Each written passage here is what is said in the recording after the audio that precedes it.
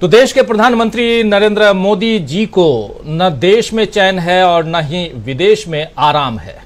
देश में उन पर सवाल हैं और विदेश में उन पर बवाल है। कल हमने यहां चर्चा की थी कि कैसे अमेरिका के कम से कम 75 सांसदों ने पीएम नरेंद्र मोदी के दौरे का विरोध किया है।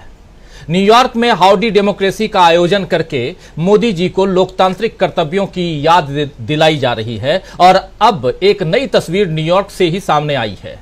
न्यूयॉर्क की सड़कों पर दरअसल घूम रहे कई ट्रकों की स्क्रीन पर शर्जिल इमाम, सिद्दीक कप्पन, खालिद सैफी, उमर खालिद, देवांगना, नताशा, अखिल, इशरत जहां, आसिफ, स्टैन स्वामी, ऐसे कई लोगों की तस्वीरें दिखाई जा रही हैं। दोस्तों, महिला पहलवानों के प्रदर्शन को दिखाया जा रहा है। इन तस्वीरों के जरिए कहा जा रहा है, पूछा जा रहा है कि जो बाइडन मोदी से पूछो, उन तस्वीरों में लिखा गया है, ये जो आप देख रहे हैं राइट साइड में, जो बाइडन जो अमेरिका के राष्ट्रपति हैं, उनसे कहा जा रहा है कि जो बाइडन मोदी से पूछो क्यों सैकड़ों मानवाधिकार कार्यकर्ताओं को जेल में रखा गया है और उनको मूल अधिकारों से क्यों वंचित रखा जा रहा है। आप जानते ही हैं कि इन तस्वीरों में जो चेहरे हैं वो कहीं ना कहीं भारत में लोकतंत्र पर पड़ी चोट को जाहिर करते हैं और ऐसी हर चोट पर पीएम नरेंद्र मोदी की अब तक की चुप्पी रही है। आप सब अच्छी तरह से जानते हैं। देश में उनसे इन मसलों पर कई बार सवाल पूछे गए, लेकिन मोदी जी ने जवाब नहीं दिया। मगर अब न्यूयॉर्क की सड़कों पर उन सवालों को उठाया जा रहा है। मोदी जी की इतनी किरकिरी काफी नहीं थी कि बुधवार को अमेरिका के प्रमुख अंग्रेजी अखबार वाशिंगटन पोस्ट में एक पूरे पेज का विज्ञापन प्रकाशित हुआ, जिसमें भारत में प्रेस की स्वतंत्रता से जुड़े मुद्दों को लेकर कमेटी टू प्रोटेक्ट जर्नलिस्ट और उनके सहयोगियों की सुरक्षा समिति के जरिए उन घटनाओं का जिक्र है जिनमें मीडिया की आवाज को दबाने का काम किया गया है। उस विज्ञापन को जरा ले आइए स्क्रीन पर। उस विज्ञापन के जरिए आपको हम दिखाना चाहते हैं, समझाना चाहते हैं। ये देखिए, ये विज्ञापन है, ये वाशिंगटन पोस्ट में ये विज्ञापन दिया गया है, जिसमें आप देखिए 1 2 3 4 5 6 फोटो है और press freedom is under attack in India. इसमें जो लिखा गया है वही आवाज दबाने की कोशिश। इस विज्ञापन में भारत में हिरासत में लिए गए 6 पत्रकारों की तस्वीरें आप देख रहे हैं, जिनमें आसिफ सुल्तान हैं, गौतम नवलखा हैं, सजाद गुल हैं, फाद शाह हैं, रुपेश कुमार सिंह और इरफान मेहराज शामिल हैं। ये 6 हैं और जिनका जिक्र और जिनकी तस्वीरें यहां आप देख रहे हैं। वाशिंगटन पोस्ट में सुबह सुबह ये विज्ञापन छाप करके ये प्रधानमंत्री नरेंद्र मोदी के लिए एक बहुत बड़ी मुसीबत खड़ी की गई है। आप देखें, अगर समझें तो विज्ञापन में कहा गया है कि भारत दुनिया का सबसे बड़ा लोकतंत्र है, फिर भी ये मीडिया के लिए दुनिया के सबसे खतरनाक देशों में से एक है।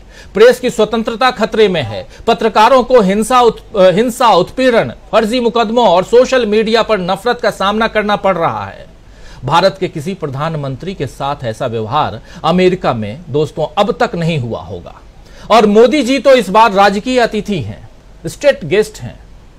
वो दूसरी बार अमेरिकी कांग्रेस को संबोधित कर रहे हैं।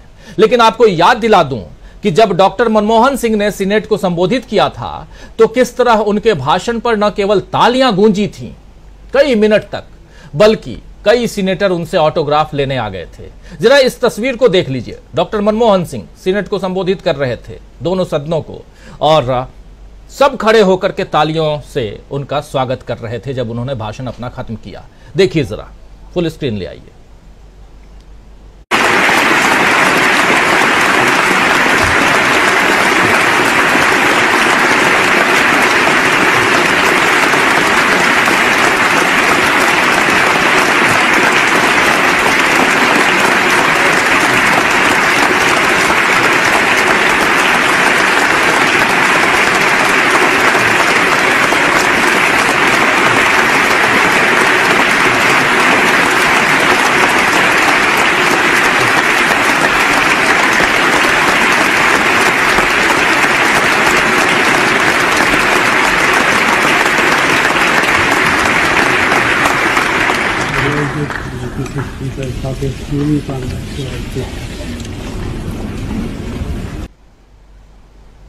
तो देखा आपने, इन्हीं मनमोहन सिंह का कैसा मखौल बीजेपी के लोग उड़ाते रहे हैं। प्रधानमंत्री नरेंद्र मोदी तो कुछ और कहते थे, लेकिन दुनिया में उनकी बुद्धि का डंका बजता था। मनमोहन सिंह की बात कर रहा हूं। खैर, आ जाइए तो बात हम करते हैं प्रधानमंत्री नरेंद्र मोदी पर उठ रहे सवालों की, जो विदेश में तो उठ ही रहे हैं, बल्कि देश में भी सवालों की कमी नहीं है प्रधानमंत्री नरेंद्र मोदी पर।